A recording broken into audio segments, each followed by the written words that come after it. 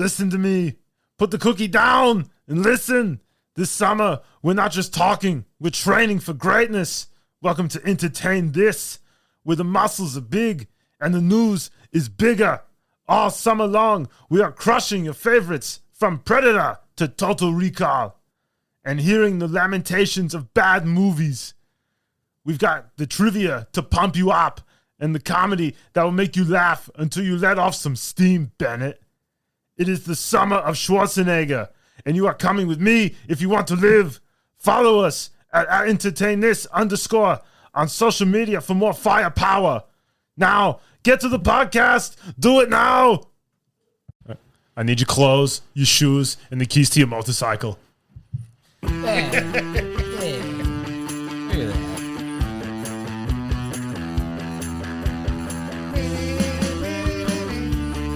You're gonna have to give me when the music stops because my headphones broke. See that? What's that? Oh, look at that. A little marker there. It's been there the whole time. Only been, what, Hey. 6 years now? Hi, welcome to Entertain This, a podcast about movies, TV shows, and video games. My name is Hayden. With me, I have Mitch. Hello! And Tom. Hello. Today, How are you? Today we're discussing the best and the last of the Terminator movies. Terminator 2. Best sequel ever. Yeah, and none of the other movies Ever happened. never happened. It was just stopped at 2. We don't need the other ones. No, I don't even know what you'd name those films. Yeah. Like Dark Fate or Genesis. Honestly, don't. What was it called? What was the third one called? 3. I thought. It's not Salvation. Something in the Machines? Is it Rise of the Machines? I think- Or is yeah. that 4? Yeah, that's Rise of the Machines. Number 3. The waters get muddied after Judgment Day. The only thing you got to worry about is Judgment Day, the best one, right? Yeah. So, but before we begin, social media, Mitch. You can go to @EntertainThis_ on X, Instagram, and TikTok, and you can go to @EntertainThis59 on YouTube. Check out our shorts and our short shorts. Yeah. Who wears short shorts? I wear short shorts. Tom does. Showing off all kinds of We thigh. had that discussion with Darren Toonder when we talked. He stood up on the interview and he was like, "All right, so where do the short shorts begin?" He was like, "Here," and then he kept going up. Tom was like, "Keep going." He was like at his hip. And I was like, yeah. That's about right. Nice and comfy. Yeah. You gotta give the crowd some pleasing. You got to show off some testicle every now and then. Did you say gum? No, it's not gum. It's almost like the old man at the sitting in the lawn chair. The old grandpa. Oh, yeah. Slides out on one side, tucks it back in, slides out the other. I remember as a kid sitting in a lawn chair. And you know, like the plastic bandy ones? Yeah, and it would be hot and like you Well, like peel yourself You know, off. when you're tiny and your little boy and your little boy parts happen to get wedged in between those things and you stand up. Yeah. That was a traumatizing. I think to this day I like kind of like side saddle those things just because I'm afraid. You know, He brings like a pad to put down, like rest his. I like ease into it, like Like getting into a hot tub. It's like, You sit on the edge of the chair. yeah. Relax. Nah, I'm good. I'll stand. I am relaxed. Why are you sweating so much? Just I was walks watching out, Cops, he walks out to the barbecue, sees the chair, and goes dun dun. and the chair's like, I'll sit in the floor. I'll sit in the grass. There's an anthill. That's fine. What are we talking about? Terminator 2. Oh yeah, Terminator 2, the best Terminator. This is starring some guy named Arnold. I can't pronounce that name. Schwarzenegger. How do you say that? Arnold S. Yeah, that guy. Linda Hamilton, Robert Patrick, and a very young Kristen Stewart. What? Kristen Stewart. I'm just teasing. I think the guy who plays John Connor, I think, looks like Kristen Stewart. So, Oh, what's his name? Is it Furlong? Edward Yes. Furlong? Yeah, Yes. Edward Furlong. Isn't he like a coke addict or something? Yeah, he's been arrested a couple of times. He was in this launched his career because after this, he didn't do anything until he was like in his late 20s and did The Crow 3. Oh, I do Yeah, remember yeah, that. he was moving up after I that. think he did this and American History X. Like I said, there was something other I remember him in, but I couldn't remember what Was he it in American History? Yeah. Oh, that's right. He was the younger brother. brother. Yeah, yeah. He Yeah, gets shot and killed at the end of the movie. Spoiler. Yeah. We're not talking about that though. No. He was by far like the worst part of this movie. You know, his screechy, come on, Mom, come on. I did read that they kind of like filmed the movie backwards.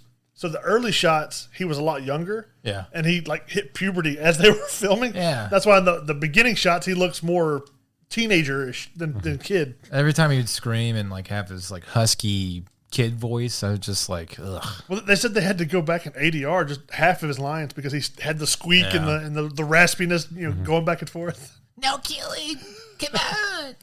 You really don't like this kid, do you? Nah, It's well documented on this show. Hayden does not like child actors. I don't. I mean, At all. let's be honest. There's some good, like Kirsten Dunst. Kirsten Dunst. Kirsten Dunst, probably the best child actor portrayal in Hollywood history for vampire, an Interview with a Vampire. Yeah. You know, like, but then you watch The Sandlot as an adult. Like as a kid, you're like, maybe that's how cool kids act. You know, just really fake. And then as an adult, you're like, oh, these kids. Nobody talks like that. Nobody inflects like that. And it bothers me.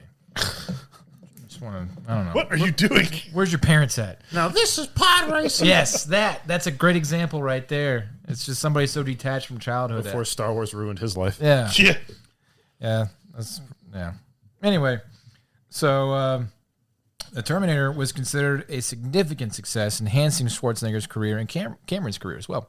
This was Cameron's fourth film. He did Terminator. Well, he was like a third AD on Piranha 3D, and then he did the Terminator 1. Mm-hmm. Yeah. He did Aliens. He did The Abyss, and then he did Terminator 2. And obviously, like, this kind of was like the culminating presence for Cameron's fascination with CG. You know, they threw a lot of groundbreaking work into the T-1000. And, I think this was one of the first rated R movies I ever saw. Well, I think a lot of the stuff because I've seen The Abyss, and a lot of the stuff I feel like he did on that movie, he took and applied it more to this movie when it comes to lighting and like the practical stuff. Yeah, the way they got around a lot of the reflective issues in The Abyss was they made the backgrounds for first off, it's water, so it's transparent, and they made the background like the same color as the water itself with like the ambient light, and it was very dark. But for some of these shots in Terminator 2, like it was just a chromatic, bright as day transition from like that fleshy Robert, what's his name? Robert Patrick. Robert Patrick to the chromatic. His best role. Yeah. Which So I was doing a little research about this movie, and they said that they actually wanted Michael Biehn to be the T-1000, but then they thought it would be too confusing for audiences. well, yeah, because he was. Why would he be the Because he's T-1000? Kyle Reese. Well, because they just made a copy of him to be the T-1000. One thing I noticed To confuse Linda Hamilton. Well, that's what they said. The producer director was like, that'd be too confusing, so that's why they Robert Patrick. Yeah. Well, one thing that I'll get started, but in 2029, Earth has been ravaged by the war between the malevolent artificial intelligence Skynet and the human resistance. And it has that cool opening shot where like there's a battle scene and skulls everywhere. It basically looks like Los Angeles today. Yeah. And the robots are crushing skulls, and that really rugged looking John Connor with scars all over his face. Like, Where's that movie at? Like a good version of that movie. the one with Christian Bale. No. The one with the John Connor from T2. Yeah. Yeah. Like, give us that movie. Yeah, it'd be cool if they did it with kind of like the 80s science fiction. Like this was what, 92? 91. This was 91. So like the early 90s, late 80s kind of sci-fi vibe. Arnold was on a roll. Yeah, he was. He was crushing it. So, but I think like the stuff they do today with like too much CG and like they try to inject a lot of lore to keep the franchise. I've seen every one of the Terminator movies, and every one of them they try to reinvent the wheel on how the story is supposed to go. Yeah. To keep a franchise Lore going. done well is lore you don't have to explain. But well, there has to be some sort of explanation, but a lot of times what makes lore great is it's all in the background. It's like all the world is built. You're just in it at this moment. yeah, but like even like lore that you had to explain would be be, somewhat more acceptable than the Terminator franchise, because every movie that comes out, they spend half the movie explaining the retcon, and then the other half saying this is how the story's going to go from here on, and then it flops, and then they do it all over again. So, I really feel like they should do a lot less with the time travel stuff. Have the the initial time travel thing, but not make it like a whole big thing, and just have a slight upgrade in the technology. They don't need. They were jumping ahead of technology really fast as far as like what the Terminator can do coming back. Well, I mean, like the T-1000's pretty much peak, Yeah. right? Like it's liquid metal, Yeah, and then they went to like the advanced version of that was an endoskeleton with liquid metal around it for T3, which was stupid. It was like, it seemed like a step back. It did, didn't it? Yeah. So because you just made it vulnerable again by making that have an actual skeleton. Yeah. I don't know what that was all about. But anyways, so Skynet sends the T-1000, an advanced shape-shifting prototype Terminator made of virtually indestructible liquid metal, back in time to kill Resistance leader John Connor when he was a child.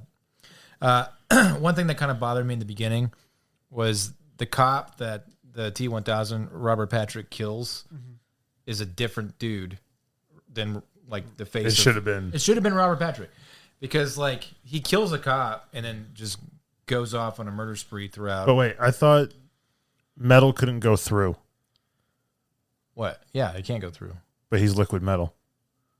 Well, so is the Terminator. But Semantics, Tom. but Semantics. But he's an endoskeleton surrounded by living tissue, That's true. So maybe like he can, because inorganic material can't travel through time.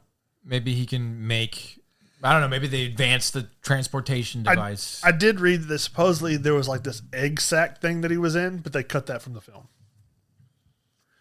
So James Cameron did. So they just put him in like a sausage casing. Essentially, It's just, and he just pops out like that's essentially like what a they talked tube of about. toothpaste. Yeah, it just got.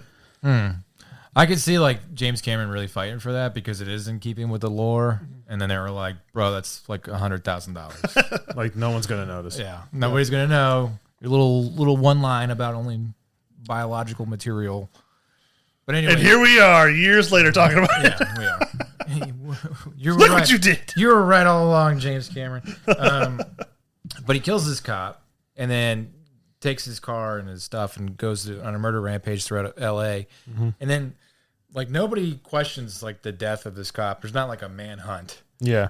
looking for the cop. It's killer. like, and this isn't like, Poe Dug Mill of nowhere. Like, this is Los Angeles. Yeah. Like, this is the second biggest law enforcement agency in the United States. He's driving the cop's car around He everywhere. is. Yeah, I know. it was probably before like LoJack and stuff. Well, still, it got to be pretty easy. Like, but there was like no check-ins, no nothing. It's like, yeah, but they have radios, and he's able unless to, he just decides like he figures out like, oh, hang on, he's like reading like before he goes back in time like LAPD procedure manuals maybe that they found. He's like, okay, these are all the radios. But he's also searching for John Connor on like while answering 911 calls for service. He's like showing up at like. You don't look like Dave. What are you talking about? I've been Dave the whole time. But he just has sunglasses on so nobody notices. so whatever database he's like getting into on that mobile computer inside of his car, somebody should be able to know like, oh, the guy who killed and took so and so's car was searching John Connor. Maybe we should. You follow up on that? But like that was the early 90s. People didn't understand how the internet worked. I'll give you Like Connor. Hey, you remember when that weird dude like killed like 30 cops in like 1984 and it was going after somebody named Sarah Connor and killed a bunch? They kept referencing it like it was like a landmark disaster in human history. And I guess it was, but for this timeline or whatever. I want to know why the T-1000 kept going back to being the cop. Like, why wouldn't he just change form? It was cool. Because no one's going to stop and challenge him. Because cops are bad, yo. And this is like 1990s LAPD. Yeah. You don't talk to them. You You look away when they walk by. Yeah, everybody's just like, oh, it's them. Yeah. The worst shots. Bad boys. Bad boys. Anyways, so to protect John, the Resistance sends back a reprogrammed T-800 Terminator, a less advanced metal endoskeleton covered in living tissue. The thing from the first one. In 1995, Los Angeles... Oh, so this is 95, not 91. The movie was in 91, but the story takes place in 95. Okay. Yeah. John's mother, Sarah, is incarcerated in a she's in a hospital, a mental health hospital. That place. For her violent efforts to prevent Judgment Day. The prophesized events of August 29th, 1997. We're 2 years away. When Skynet will gain sentience and, in response to its creator's attempts to deactivate it, incite a nuclear holocaust. Backstory. John's living with his foster parents, also consider Sarah delusional and resents her efforts to prepare him for his future role. Yeah, he keeps talking about, like, all the dudes his mom was, like, shacking up with to, like, teach him how to shoot guns and stuff like that. You know, I mean, I get it. She's like, this bank robber runs out like murdering people. Oh, that guy. Yeah, That guy knows what he's doing. so I get it. Like, she's trying to prevent the apocalypse and stuff, but it was just kind of like, why do we got to hear about that? Who was your daddy? I don't know. If she just like knows how to load a shotgun and stuff, and He was so crazy, guy from the future with hobo pants. I wouldn't ask too many questions like, how does this kid know how to load a shotgun? I didn't need to know. Because this is before you could blame Grand Theft Auto Yeah. or Call of Duty. And then he's like credit card skimming, like ATMs. Yeah, I want to know how he figured that mess out. I guess Like, where did you get like that equipment? Yeah, it was basically like a computer wire lead on a credit card. They just duct taped it. Yeah. And then swiped the card like it's going to be able to read that. There's no chips in credit cards back then. Yeah, it was all magic back then. Yeah. I didn't even know. It wasn't. It was a debit card, right? It was the magnetic strip special. Did they have debit cards back then? Yeah. I'm sure. All right. Well, they needed a PIN number to get whatever they're doing. Well, that's what they were doing. Yeah. Yeah, I love how, like... But he's like robbing an ATM. It's like, let's go to the arcade. It's like, yeah, kids. You got some real It's easy, like kids committing felonies, but easy they're still money. kids. And you recognize his friend, did you? Yeah. Is that the kid from Big? No, Salute My Shorts. Yeah. Isn't he in Honey, I Shrunk the Kids? Is he? I think so. I thought the Honey I Shrunk Your Kids. I think he is. Yeah, that kid's in Big. Yeah. The redheaded kid I was thought his they were buddy. the same kid. No, I thought they are. were the same kid too. Oh, wow. I don't think they are. But yeah, he's trying to hack this PIN thing, and it's funny because, like, it's 4 numbers, and the computer's obviously boiling down to whatever the digits are. Like, it's complicated. Algorithms. I mean, you could essentially... The rhythms are You algorithmic. could do the same thing in, like, a day if you just work at it. Just try every possible combination.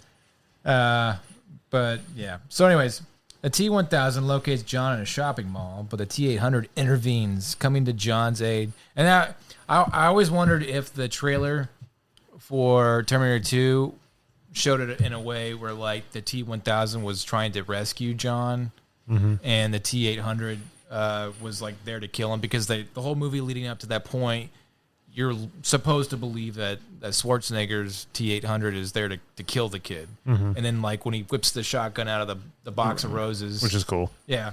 He's like, get down. And then you're like, what? He's a good guy? You know? Well, from what I read, when they showed the trailer originally, they didn't show the T-1000 at all. And they just showed the Terminator in, like, the action sequences, like he was coming back. So that the audience wouldn't know. That would be wild, though. Like, if you walked in to think, like, you're just getting another Terminator, Yeah. and then you see, like, this liquid metal dude, you're like, What? Yeah, it's not like nowadays where they show you a trailer. It's pretty much the whole the movie. whole movie. Yeah. Yeah.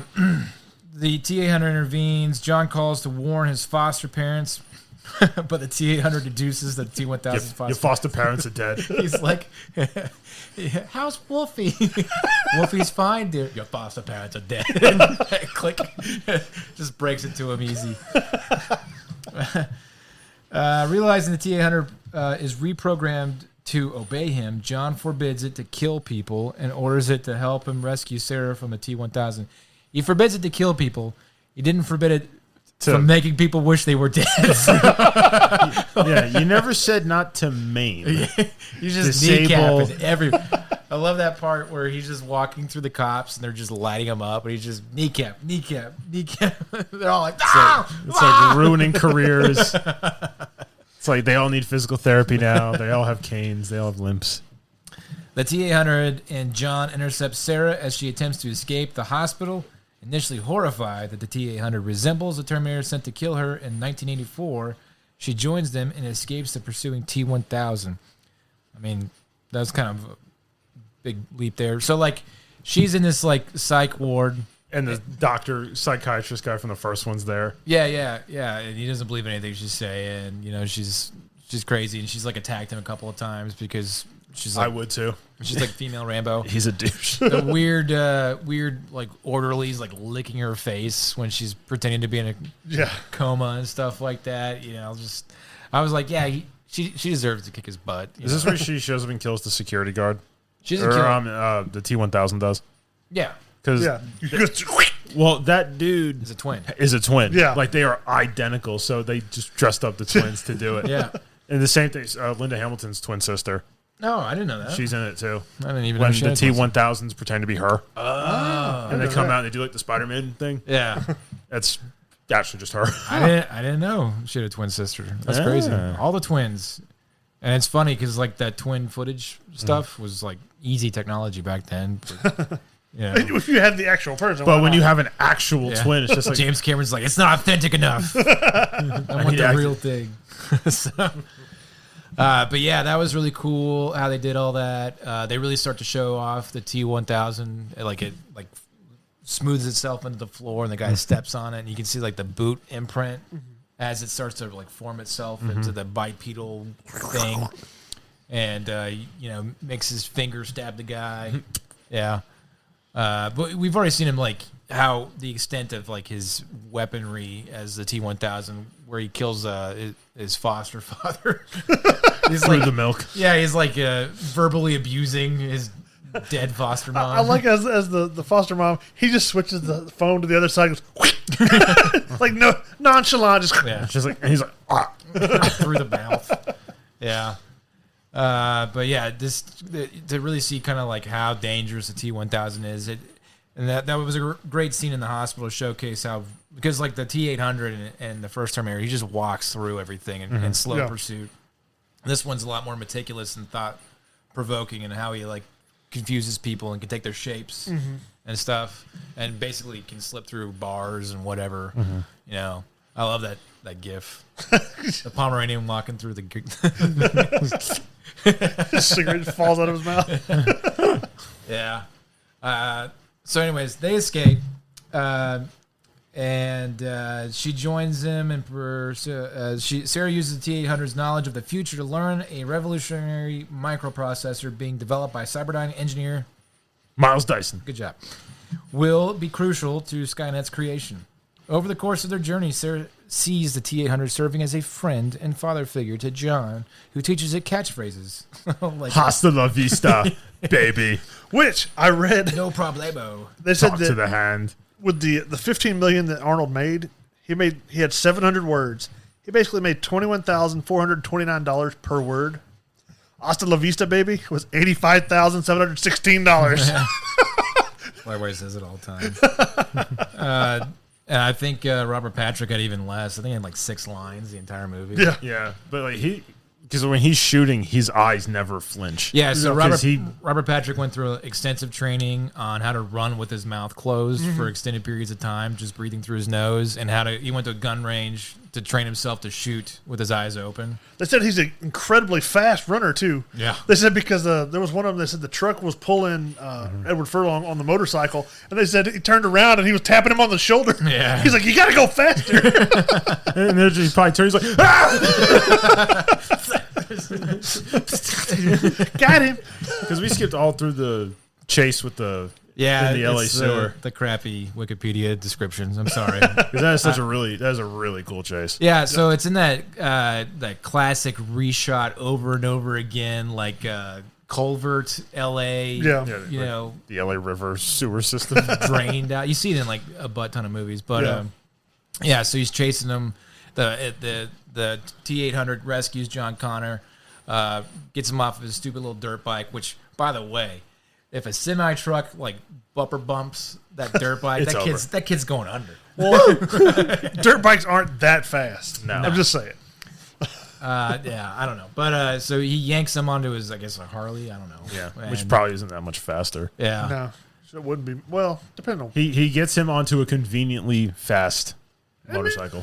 So we can get Arnold doing the John Wayne lever action. That part's cool. And James Cameron was like, all right, we got to see this like 8 times because it's so cool. It's just so cool. They're just like, do another one. Yeah. Another one.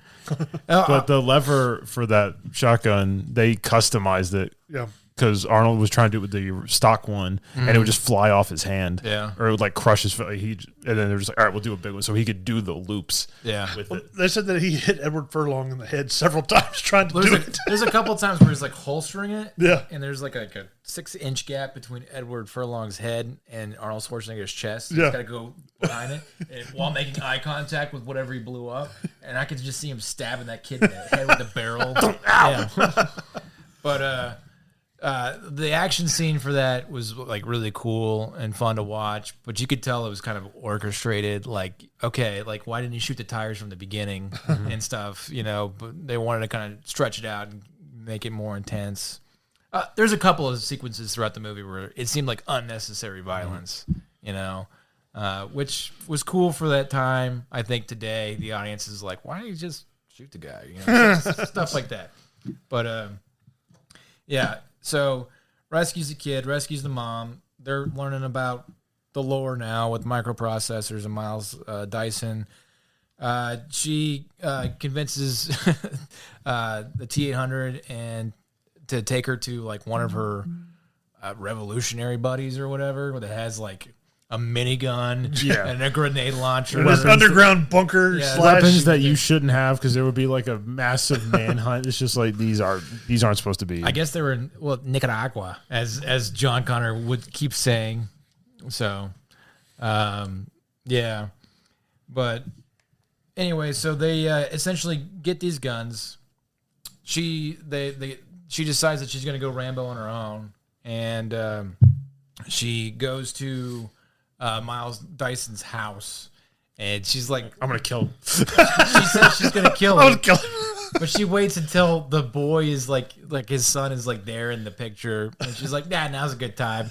She takes a shot, she misses because like I don't know, he got distracted by his son or something. Well, because the son drives the truck up and hits him in the foot. He's like, "Ow!" You know, bends down and his computer explodes. And he like looks back, like, "What was that?"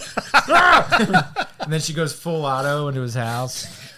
With everyone around. Yeah, she doesn't care. And only It's when LA, when she gets close, you know, and like his son's like, "Please don't kill my dad." She's like, "Oh, I feel bad. I feel things now." I have a child too. Yeah, who I've brought with me on this quest to kill you. So then, like, John Connor and the T-800 show up, and he's like, "Do it." He hands him a knife, and he like degloves his arm. And they're like screaming, like, "Ah!" Which is the most like actual reaction I think anybody would have. Is like, "What are you doing?" He shows off his like fleshy Terminator hand. Yeah, gross like chunks of meat are dangling off of it. And now all of a sudden he believes. You know, I mean, he's been working on it, so I get it. And they agree to like blow up Dynacore or wherever. What's the place? Engine? Cyberdyne. Cyberdyne, yeah. Dynacore. It's sort of like cool sci-fi corporate name. And Skynet. Yeah. And he says goodbye like 2 seconds to his wife and kid that he'll never see again. Nope. They really didn't even need him. Nah. Yeah, they didn't. He didn't need to have a family. No, they could have just killed him because it didn't matter. Well, yeah, because they got it into like 2 doors, and then he couldn't get through the last one they needed, so they just had to blow it up anyways. That's true. Yeah. That's true. They killed him for no reason. Yeah. He could have just been like, "Well, here's my access card. That's how you get in." So their plan was fun. to get through the front door and like tie up the security guard and put him in the bathroom, the men's bathroom. Well, the men's bathroom's always the safer place. Well, the guy who's like, "Oh, dang it, Randy, where are you?" He immediately goes to the guy's bathroom. They don't even hide him. Were you taking a dump in here? He's like laid out on the ground, tied up. And they're gonna put him in the bathroom, like in a stall or something. What I like is that he goes in, sees this guy tied up, and immediately just runs out to go hit the button, leaves the guy there. I mean, that was probably a smart thing to do, but because like he hits the panic button, and then like all their locks are shut down. So yeah, they didn't need the Miles guy at all. Anyways, every cop on the planet shows up in a helicopter, and they all have like SMGs. And SWAT was on the ready. Yeah, Yeah. Just down the street. that's holy crap! It's the guy from 1984. I kept saying that. Like the LAPD's just been training and waiting for payback for that. Right. And that's when they look out their window up there, and they just see the minigun turned. Yeah. It's like, oh, You know, one of them is just like, "Oh, John Connor's like, don't kill anybody. He's like, I won't. He just like hoses car. They're exploding. Yeah, come on, somebody died. He's like fired 3,000 rounds. Somebody died. Yeah, when your machine gun doesn't sound like but and it's like somebody. Like if it sounds like you're farting into a kazoo, it's way more fire. It's a lot of bullets. It's like you can't snipe people with a minigun. I wonder how they did the practical effects for that, because they had people right next to those cars as they were being chewed Exploding. up. And it wasn't like squibs where like a hole here and there would pop out. They looked like it was shrapnel was going everywhere. I'm like, how do they do that? That's so cool. But anyway, so he halts the cops for a moment with his haberdashery of the minigun, and he's like, I bought you some time, and they do the stupid dual key thing, which is a MacGuffin just to like, he's got to hack the stupid thing to get the pen, to get the key, whatever. It's just a reason to pause the movie so we can focus on violence for a little bit. Then you have the guy, he's holding like the dead man switch thing. Well, so like the SWAT team show up, and there's the one black guy there that's got no guns, and they let him off. No questions asked. And, whoops. So they kill that guy while he's dying, and he's like, I don't know how long I can hold this bomb. Dead. Yeah, he does a goofy. You've seen like the fart edit, where somebody like puts in farts, in funny spots and all this. Yeah. Anyway, so he stops his final breath, and you hear just as he blows up the whole building. They escape down the elevator. The T-1000 shows up, and it's doing a stabby thing through the elevator, which is a pretty cool scene. And they get out. The SWAT team's there, and he's just kneecapping all SWAT people who are trying to shoot him. They shoot CS gas in the room. That's to try and stop him from escaping. And she only has one mask. Yeah. So she keeps alternating between her and John Connor. Like, that's not how it works. No. There would be just snot ropes. They're just trading snot back and forth. They'd be running into those bullets. But and he gets like this SWAT van and rescues them. And they get on the road, and then the T-1000 takes over the helicopter. Out of all the people he doesn't kill, he chooses the helicopter pilot. He's like, he just like morphs into the spot. He's like, get out. Yeah. The dude just jumps out. He's like, say less. Yeah. But I don't know why he just didn't kill that guy. I don't know. That was weird. They did say that he's chasing him with a helicopter, that they couldn't actually CGI the way they wanted to with him flying under the bridges. Yeah. So he said the helicopter like stunt pilot was just like, I'll just do it for real. And they're like, what? As he flies under the... Yeah, I can do it. Yeah, just fly under the bridge. Yeah, no big deal. So I thought it was kind of a cool little interesting fact. Can't do that nowadays. Dude. Can't do that nowadays. But yeah, that was pretty cool. The whole like boarding up the van with vests to stop the bullets. Nah. All right. And then they wreck on the side of the road. He like melts into a fiery explosion, the T-1000, and then some like dude shows up. Like, are you okay? He's got like a dog house in his car, in his truck. Remember that? He shows up with that truck, and it's got like a weird house in the back of it. Yeah. Yeah. And he's like, give me your keys. He just, okay. Okay, stranger. He was Canadian. Yeah. So he gives him the keys, and now the dude, the T-1000 has taken this like conveniently cryogenic, what's that, liquid nitrogen, like tanker, because you see those everywhere. Oh, yeah. And can't tell you how many times I pass. I know, all the time. And he takes that and pursues them with that while they're driving their weird to a foundry. Yeah, it's always in a foundry every time. Always in a foundry. Or some sort of factory. Yeah. Industrial place. Lots of violence. The foundry workers were not about that life. They immediately left when the liquid nitrogen showed up. I don't get paid for that. Yeah, they everybody get out of here. Liquid nitrogen, gunfight about to happen. The T-1000 gets frozen and like shatters himself a little bit as he's trying to like pursue him, and that was really cool how they did that. Like somehow blend the prosthetic that breaks off of Robert Pattinson's leg and Patrick's leg, and into his real parts, and then they shoot him, and he's like shatters, which is a really cool thing too. I'm sure that was $1 million right there, and of course, because it's a foundry, it's hot. He starts to like melt and liquidize himself back together, and pursues him into the foundry, beats up the T-800, and like Arnold Schwarzenegger's hand gets crushed in his like wheel, and he's got to break it off with a pipe of some sort. Yeah. And which is funny because like the hand is there, and they take like huge concern to destroy all evidence of the Terminators, but the hand is still stuck in that cog. I thought she throws the hand in there. No, the hand from Dynacore. Oh, yeah, that is right. Oh, so there's another hand. Yeah, for Terminator 3. For Miles Dyson's son. Yeah. Little Dyson. That he uses to make a hell of a vacuum cleaner.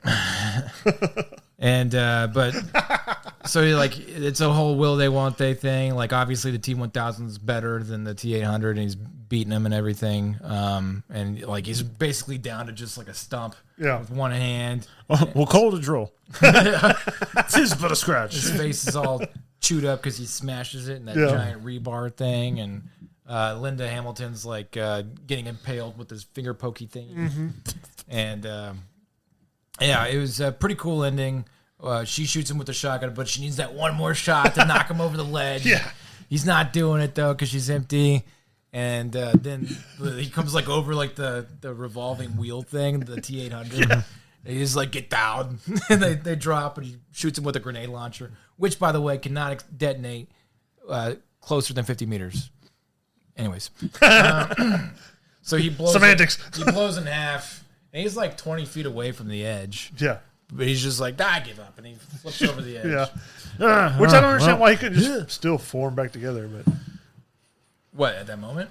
Yeah. I mean, Well, what's funny is in one of the Terminator movies, Arnold Terminator kills young John Connor and then adopts the name Carl and just like lives with like a family. Yeah, that was a dumb and one. like becomes like a normal kind of person, but he's still a Terminator. I never understood that. What if the T-1000 won? And he like killed all of them, and then he's like, "All right," and he's like, "Guess I'm late for roll call." Yeah. He just goes and becomes the best cop ever. He retires as like a captain, he's like a storied hero. He has like a whole family of like little Terminators. That's what he was fighting for. Just wanted to live. And then the whole John Connor doesn't want the T-800 to kill himself because he's like his best friend / father figure now. Totally forgets about his buddy who covered for him. Yeah. With the Terminator. Yeah. Risking his life. Yeah, and he's just like, he was a side character. He was holding me back. He went to summer camp at Salute My Shorts. Yeah. He was holding him back. You can imagine like him trying to tell his friends, guys, you won't believe what happened while I was gone. But anyway, so he does the iconic lower into the lava thing and gives him the thumbs up. Yeah. And then, boom, the movie pretty much just ends. Like, they kind of give you some sort of, like, little, like, cryptic thing about the future, and that's the end of it. Yeah. My thing was, like, the T-800 trying to be best friends with John Connor seemed kind of, like, out of left field. Why did he care so much about... Well, because he was programmed to... He was programmed to obey him. I don't think, like, what, like, why... Well, because John Connor was trying to... What's wrong with your eyes? He was trying to understand. So from what I read, that they don't explain it very well in the movie, but they said that he was supposed to have like an AI to where he was learning as he goes along. Yeah, so he was learning to be more the neural net. He can to blend in better. Because he does it in Terminator 1, where he first shows up, and then just like, oh, nice night for a walk, huh? And he just, nice night for a walk, huh? Yeah. And then he kills him. Yeah, you learned a lot. Rips us apart. Yeah, learned a lot there. I don't know. The whole like it would have been, I think, better if he didn't care. So, like when he's crying, he's got his weird bony broken finger, and he's like wiping his tear away. It just seemed kind of like Forced. Oh, he loves him. This is a sad moment. I'm sad for the robot. But other than that, it's definitely the best one. It takes practical effects and the early days of computer generated effects and brings it to a whole new ball game for where movies were at the time. Set the bar really high, and James Cameron can just crush it. Like he makes maybe one movie every 5 years, but when he does, so I give this a 9 out of 10. I'd back that. It's Yeah. a 9 out of 10. Oh yeah. Oh, yeah. In fact, I would say this is Schwarzenegger's best movie. Well, this is like on the top 250 movies on IMDb. It's number 28. And Terminator's the only hero and villain in the top 100 heroes and villains list. On both, he's the only one on both lists. Yeah. So, I mean, the movie won 39 awards, and so I think 4 of them were Oscars. So, dang. Yeah. I would you say that this is Schwarzenegger's best movie? I would, yes. Cam? Yeah, Predator. No, brother. It says adjusted for inflation, the second highest grossing movie for an R-rated film was this. The only thing that beat it was Deadpool and Wolverine. Like encompassing the inflation mark. Really? Yeah. I'm trying to think, like, did it have to be R-rated? I mean, there was a lot of violence that was like poking him in the eye, and Yeah. but really, it's not that much. Well, back then, R was different than what it is now. I mean, he could have just been, I guess, stabbing people in the face is pretty R-rated. Yeah. And they had language, too, so. But no, I mean, it'd be PG-13. Yeah, PG-13 nowadays. You think so? I think so. I think they'd get away with it. Yeah. They. I always thought the 80s had a less. To me, like nowadays, R is like the Evil Dead movies, where it's just gratuitous gore and Yeah. That's pretty much the way it's gone. I don't think James Cameron does R-rated movies. Well, he only does Avatar anyways. yeah. Now, Yeah. I think, like, just the Terminator were the only 2 R-rated movies he's done. Right? think so. I don't know. I can't think of anything else. Was Piranha rated R? Well, he wasn't the director of that movie. Or Aliens? Aliens was R. Okay, Wasn't it? Yeah. I'm pretty sure it was. sure. Yeah. Perhaps. Anyways. Well, Hey, ladies and gentlemen, we had a little bit of an interruption between our recordings. We had an interview that we had to do, so Tom and Hayden had to leave. But I wanted to go ahead and give you some of this news that I'd kind of researched and stuff before it becomes old. I want to go ahead and have y'all have what I have here. Anybody into video games? We have Godzilla Destroy All Monsters remake coming out. It's the 2002 kind of like beat 'em up, Smash Brothers kind of style where you're in a city and you're destroying the city as you're fighting each other. And, just a fighting game.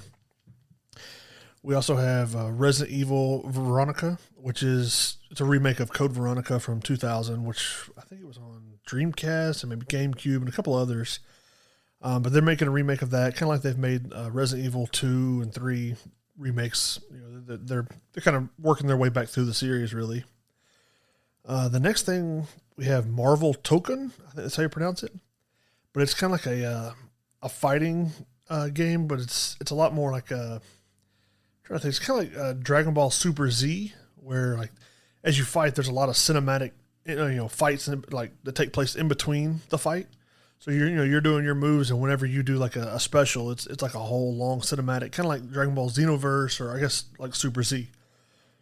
Then let's see, the next thing, Metal Gear Solid, the Master Collection, Volume 2 comes out on August 27th, so that's a little more remastered stuff. Then we have Star Wars Zero Company, which comes out August 27th, and this is something that I've only just recently kind of learned about because I just must have missed it or something, but it comes out soon on August 27th. But it's like the RPG turn-based kind of fighter, almost like similar to Baldur's Gate 3 that I just kind of looked over. It's based in the Clone Wars era, so like Anakin Skywalker at one point made an appearance in the trailer that I was watching. But it does have a lot of customization with like the person, the weapons, like it showed, changing the person's clothes, changing the sight and the grips and stuff on some of the weapons, which is kind of neat. And Zero Company, basically, it's just like a hodgepodge of different, races and classes of different people all in one kind of like battle group. The next thing is there's the game called Blood of the Dawnwalker. It comes out September 3rd, which it's kind of like a vampire, I want to say RPG because like you upgrade your stats and all that stuff. But it supposedly, from what I understand, it takes place over like 7 days, the storyline does. And those 7 days, no matter what you're doing, those keep going as you're going through different quests. So it's kind of like a short playthrough, and then each time is a different quest or a different like ending, depending on what you've done. So there's like a love quest, there's a warrior quest, all sorts of different stuff. But during the day, it's a little different for vampires. Like during the day in this one, you're just like basically a warrior, and at night is when you get all the special souped up vampire powers, which is kind of interesting. The fighting looks good, the graphics look good, so it's something I'd be interested in checking out. The next thing we have Wolverine, which comes out on September 15th, which I'm looking forward to because it's made by Insomniac, which is the same ones that made Spider-Man 1, 2, and then is working on 3 as well. And they've done a really good job with the Spider-Man games as far as like hiding Easter eggs and sticking towards the characters in the story being like they should be, like in the comics or different movies and stuff. So I'm really excited to see kind of how they work into the Wolverine world with all the different like Weapon X program and his different times with like Alpha Flight and stuff from the comics. Because there's a lot of characters that kind of intertwine with Wolverine, even if it's just a little bit. You got Call of Duty Modern Warfare, which comes out October 22nd, which to me, it looks like it's going to be a lot better than the more recent stuff that they've had. I'm hoping that they finally did listen, like they say they have, to the community and not just streamers, and breaking it back to like the basics of Call of Duty and what Call of Duty is supposed to be, and not, run around with rainbow guns shooting lasers and eggs and chickens or whatever at each other. You actually go back to actual soldiers doing missions in a realistic environment. I'm really excited about the DMZ because that was something I liked in the first one when it was considered a beta in Modern Warfare 2. And then they kind of skipped it for 3. So then they're finally bringing it back for 4. And they've done a lot of research into like arc raiders and how their stuff works. So they want to incorporate that into the new DMZ. And from what I understand, from what I was listening to, just like in arc raiders where you get supplies to help you make things, they're going to incorporate that into this. Like you'll have to get supplies to help make thermal night vision, or get supplies to help make like a better magazine or something like that, which will definitely make it have a lot more replay value. The original DMZ, you could get guns, but like pretty much all the other stuff that you found in the world was just useless unless you're doing that specific mission. So it's kind of nice that they kind of looked in and evaluated based on the success of some of the other stuff to see how it needs to go. The next thing we have is Gears of War E-Day, which comes out October 6th, it's going to be an interesting transition from like the typical Gears of War, because this is supposed to be the original, like the day that the locusts and stuff showed up. So there'll be, I would imagine it would be similar to maybe like Halo ODST, where like you're not going to have the guns and the gear just to like run through people. You're going to have to be a little more tactical and like, I guess, stealthy in the way you move, I would think, based on what I saw in the trailer. Because like I watched Marcus Phoenix with a gun just shooting down at a locust, but it's not doing anything. It's just like a regular gun, not his normal chainsaw type gun. Let's see. The next thing, this one's just kind of a rumor right now, but supposedly they're working on a Halo Fireteam Noble, which will go back to Noble 6 from Halo Reach. It'll be another story involving him. And I don't know if it's somehow they're going to say he survived, or if they're going to go back and say like this is a prequel to who he was before he joined the Halo Reach team, which I think could be pretty interesting.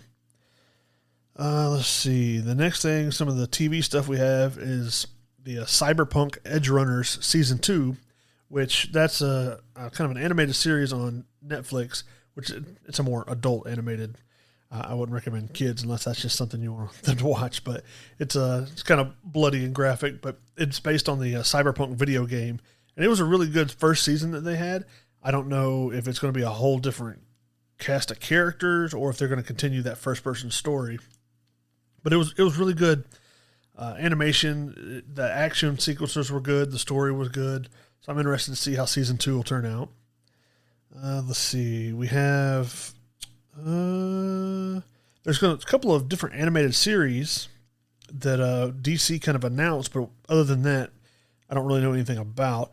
They have the 3 different animated series is Absolute Batman, Joker Laugh Riot, and Crypto, the Superman's dog animated series, which the only one I could really tell you anything about would be Absolute Batman, which is basically there's a whole if you follow Batman, you know the absolute storyline that they came out with, which is like an Elseworld Batman. It's not the main Batman in the comics, but he's like super jacked with big old muscles.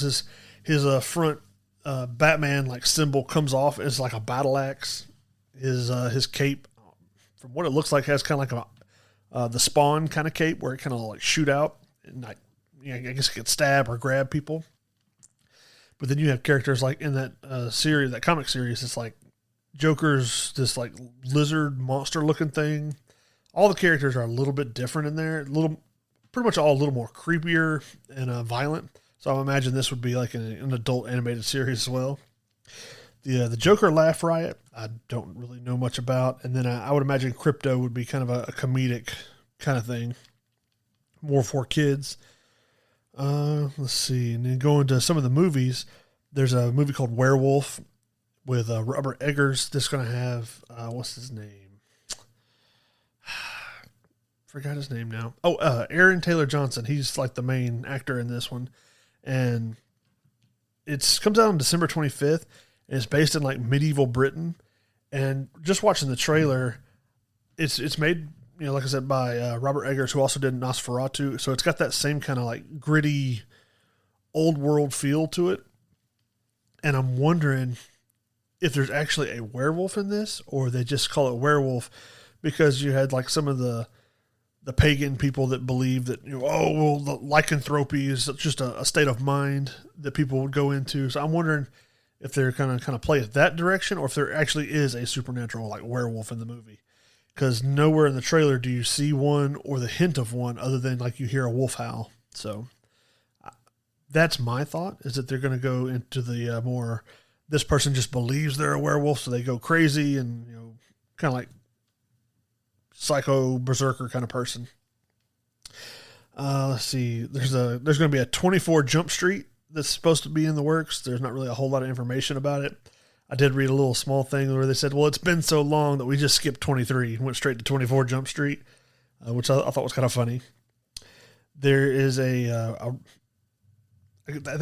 want to say they confirmed it, but there was rumors that Ron Howard and Jim Carrey are returning to make a Grinch Stole Christmas sequel. I don't know how true that is, but it is some stuff that I've seen, and then it was from like a couple of legitimate news sites that I'd seen. I want to say Variety had mentioned it. I can't think of who else possibly. Let's see. The next thing, or well, really the last thing that I have is DC has announced two other like real life shows, like not cartoon. One, well, actually it's just one. It's called DC Crime, and it's going to be based on Jimmy Olsen from the Superman movie as helping a detective kind of true crime story. I guess I don't know if he's helping the police or if he's trying to be a part of the police. And then Grodd will be the villain that they're kind of researching and stuff, trying to figure out possibly who's killing these people. And they realize it'll be Grodd later on. But that's kind of a rumor he's part of like the detective going into a true crime, and then Grodd will be the villain of that TV series, and it'll be on HBO as well. That's all I really had at the moment for news. I just wanted to, check back in, make sure we had added a little bit of something to our other episode that had to be wrapped up a little bit shorter. We were talking about Terminator 2, but I wanted to get this news out there before it became really old. I know some of it's already like a week and a half old, but I think it'll be really cool the Marvel token fighting souls looked really good. It's like almost like I said, Dragon Ball Super Z, where it was like the cell shaded kind of fighting. But I'm interested to see how some of this stuff comes out. I just want to thank you all for tuning in, and have a good day. Thank you. Bye.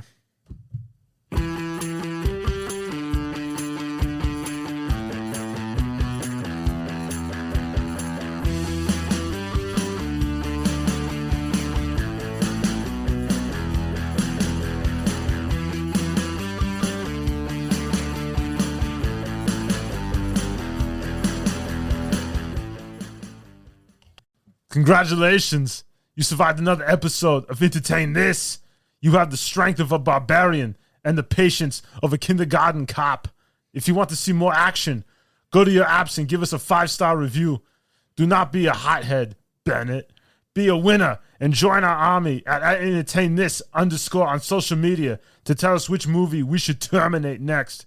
The summer of Schwarzenegger continues next week. Until then, stay hungry. I'll be back.